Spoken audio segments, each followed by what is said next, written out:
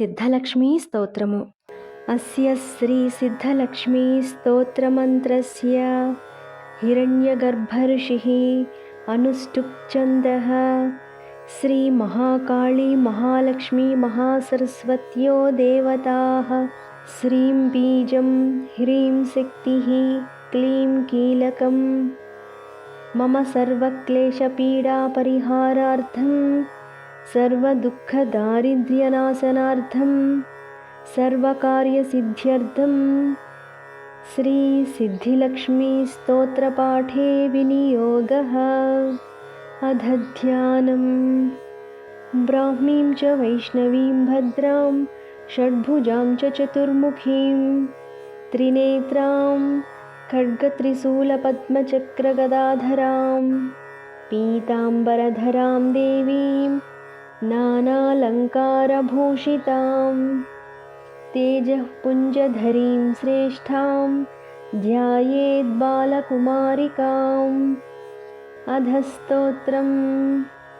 ओङ्कारं लक्ष्मीरूपं तु विष्णुवाग्भवमव्ययं विष्णुमानन्दमव्यक्तं ह्रीङ्कारं बीजरूपिणीं क्लीं अमृतानन्दिनीं भद्रां सत्यानन्ददायिनीं श्रीं दैत्यशमनीं शक्तिं मालिनीं शत्रुमर्दिनीं तेजःप्रकाशिनीं देवीं वरदां शुभकारिणीं ब्राह्मीं च वैष्णवीं रौद्रीं कालिकारूपशोभिनीम्। अकारे लक्ष्मीरूपं तु उकारे विष्णुमव्ययं मकारः पुरुषो व्यक्तो देवी प्रणवमुच्यते सूर्यकोटिप्रतीकासं चन्द्रकोटिसमप्रभं तन्मध्ये निकरं सूक्ष्मं ब्रह्मरूपं व्यवस्थितम्। ओङ्कारं परमानन्दं सदैव सुरसुन्दरीं सिद्धलक्ष्मी मोक्षलक्ष्मी आद्यलक्ष्मी नमोऽस्तुते। श्रीङ्कारं परमं सिद्धं सर्वबुद्धिप्रदायकं सौभाग्यामृता कमला सत्यलक्ष्मी नमोऽस्तुते। ह्रीङ्कारं परमं शुद्धं परमैश्वर्यदायकं कमलाधनदा लक्ष्मी भोगलक्ष्मी नमोऽस्तुते। क्लीङ्कारं कामरूपिण्यं कामनापरिपूर्तिदं चपला चञ्चला लक्ष्मी कात्यायनी नमोऽस्तुते। श्रीङ्कारं सिद्धिरूपिण्यं सर्वसिद्धिप्रदायकं पद्मासनां जगन्मात्रे अष्टलक्ष्मीं नमोऽस्तुते। सर्वमङ्गलमाङ्गल्ये शिवे सर्वार्थसाधिके शरण्ये त्र्यम्बके गौरि नारायणी नमोऽस्तुते।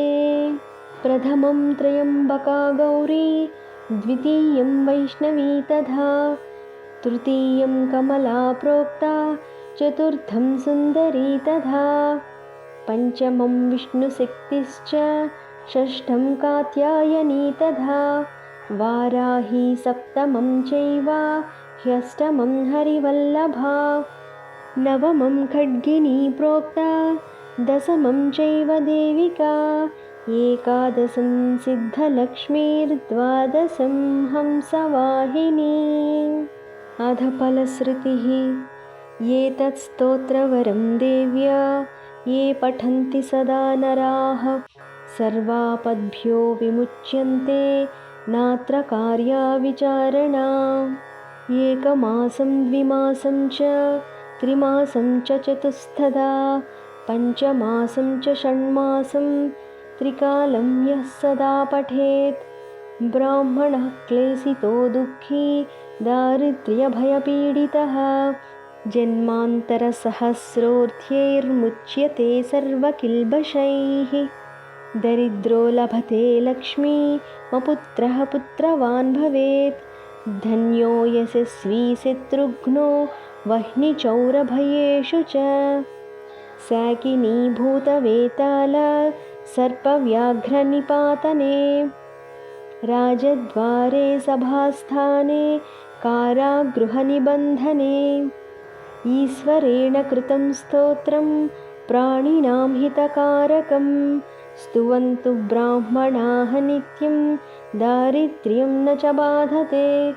सर्वपापहरा लक्ष्मीः सर्वसिद्धिप्रदायिनी साधकाः लभते सर्वं पठेत् स्तोत्रं निरन्तरं प्रार्थना या श्रीः पद्मवने कदम्बशिखरे राजगृहे कुञ्जरे श्वेते चाश्वयुते वृषे च युगले यज्ञे च यूपस्थिते शङ्खे दैवकुले नरेन्द्रभवने गङ्गातटे गोकुले सा श्रीस्तिष्ठतु सर्वदा मम गृहे भूयात् सदा निश्चला या सा पद्मासनस्था विपुलकटितटी पद्मपत्रायताक्षी गम्भीरावर्तनाभिः स्तनभरनमिता शुद्धवस्त्रोत्तरीया